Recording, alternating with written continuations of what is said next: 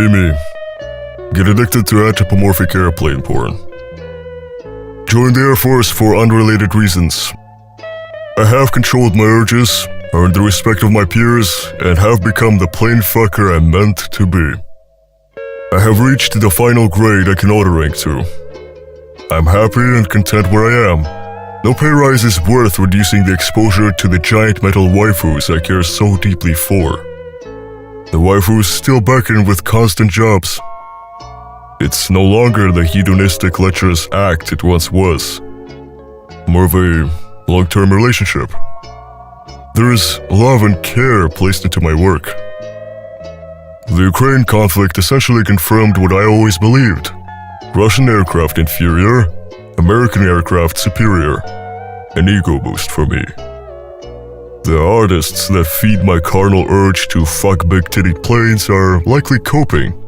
They're weak, buying into the blasphemy that our enemies could even remotely attempt to match the perfection that is US air superiority. Not gonna lie, the Eurofighter and the Harrier are pretty hot though. I am now left with a dilemma. My contract entered its final 12 months less than a week ago. Do I stay and toil upon my waifus? Or do I take the next step and do what must be done for me to fly them myself? I am reminded of the documentations of my sins monthly now.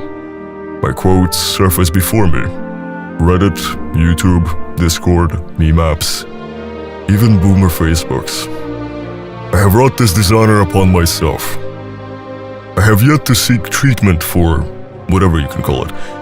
I refuse to jeopardize my time with my aircraft to heal myself when I could be healing them. Objectophilia, androids, plane fucker, just plain cringe? Perhaps all of them apply. I must not lose my security clearance.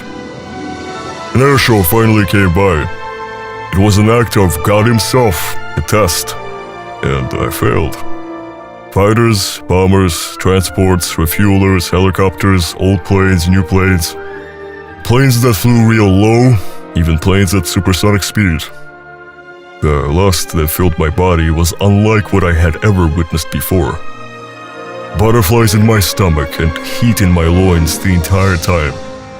Friends asked repeatedly if I was feeling sick. I'm fine, the fear's just not sitting well.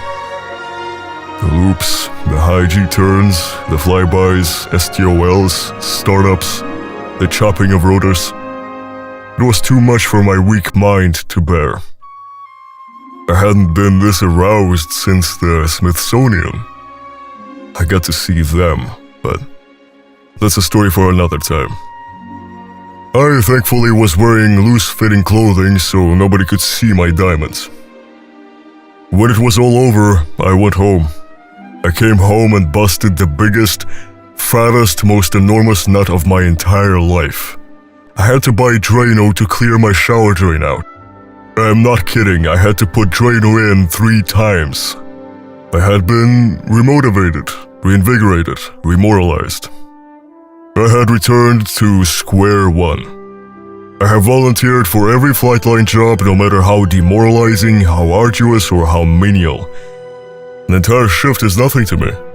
I will willingly go further 8 hours, 12 hours, 16 hours. It matters not. It has made me the perfect maintainer on the outside and self-loathing monster on the inside.